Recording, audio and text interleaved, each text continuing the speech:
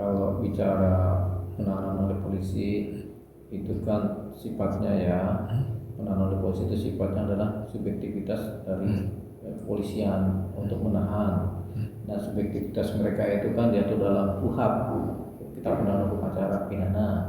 Dulu ada subjektivitas yang diberikan kewenangan kepada polisi untuk menahan atau menahan, tapi dengan kriteria dan pasal-pasal tertentu. Nah, kalau sekarang ada lagi, tapi lebih kuat lagi, lebih selektif lagi, siapa yang boleh ditahan, siapa yang nggak boleh ditahan, gitu, tergantung kooperatif apa enggak, kemudian bagaimana berperkara, ngikutin perkaranya, berproses bagaimananya, apa menghindar atau enggak. Jadi itu dia benar-benar sangat rasional sekarang itu kan, jadi nggak kayak KUHP yang lama, KUHP yang baru lebih ketat lagi. Nah, kalau sampai ditahan berarti ada hal-hal yang memang sudah memenuhi kriteria KUHP yang baru, karena dia dilantik dasarnya KUHP yang baru kan. Jadi mungkin bahasanya dia mau coba melarikan diri, atau dia memang dipanggil nggak mau datang gitu. Nah, itu alasan pembenar yang dipakai oleh penyidik untuk menahan, tapi itu kan kewenangan dari penyidik menahan, gitu. Dan memang memenuhi kriteria pasalnya untuk ditahan. Berarti ancaman hukumannya berapa sih Bang? Kalau misalkan apa sih namanya? Dia perlindungan konsumen. Oh iya, perlindungan konsumen di atas 6 tahun itu, di atas 5 tahun tuh ancamannya itu. Gitu, jadi tinggi, jadi dia ditahan karena ancamannya hukumannya tinggi dan tingkat merugikan masyarakatnya tinggi juga. Gitu. Tapi ini kan yang melaporkan sendiri Doktif ya, Doktif dan mengatasnamakan konsumen. Ya, boleh kayak gitu boleh.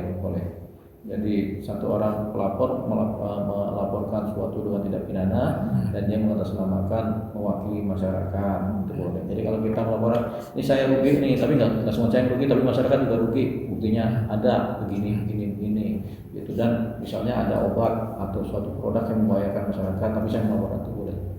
Gitu. Bang kan waktu itu Doktif sendiri bilang oke, damai cabut laporan kalau mengembalikan kerugian yang dialami konsumen. Emang bisa nggak sih Bang semudah itu nggak sih? Nggak bisa. Cabut laporan itu kan tidak pidana publik. Pelapor boleh si Doktif, tapi setelah melaporkan udah menjadi urusan polisi karena kepentingan masyarakat. Jadi kalau Doktif cabut laporan, ya nggak bisa begitu, kecuali delik aduan, tindak pidana aduan, di mana korbannya si Doktif sendiri, gitu. Dia boleh mencabut laporan, tapi misalnya hutang piutang, Doktif dengan siapa, Doktif melaporkan adanya penipuan, Doktif bisa mencabut laporan. Tapi kalau ini tindak pidana publik merugikan masyarakat, ya Doktif pun nggak bisa habis bikin laporan, ya nggak bisa dicabut lagi, karena udah menjadi kerugian masyarakat. Contoh, ada satu peristiwa pembunuhan, ada satu orang melaporkan, ada kematian, ada pembunuhan, dia lapor ke polisi kan. Nah, orang ini itu nggak akan pernah bisa mencabut laporan lagi. Karena peristiwa pembunuhan, jadi dia mau cabut ya nggak bisa nih, kasus pembunuhan. Nah, kasus pembunuhan sama kasus kemudian yang merugikan masyarakat, merupakan tindak pidana publik, itu nggak bisa dicabut. Misalnya kasus pencurian, si A melaporkan ada pencurian di supermarket, begitu.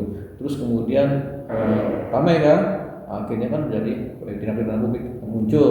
Nah, si A ini nggak bisa cabut laporan karena kerugiannya masyarakat, gitu. Keadilannya untuk masyarakat. Gitu ya. Sulit ya Bang berarti untuk itu, untuk nggak bisa ya. Berarti udah pasti fix ke persidangan gitu ya? Iya, masuk persidangan Doktif melaporkan, ya masuk persidangan nanti Richard Lee ketika terpenuhi ya bisa masuk penjara.